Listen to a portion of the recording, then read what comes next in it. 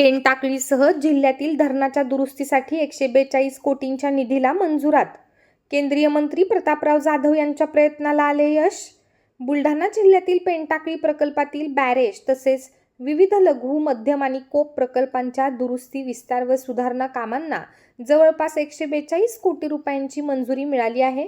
ही मंजुरी विदर्भ पाटबंधारे विकास महामंडळाच्या नियामक मंडळाने दिली असून केंद्रीय मंत्री प्रतापराव जाधव यांच्या सातत्यपूर्ण प्रयत्नांना यश मिळाले आहे.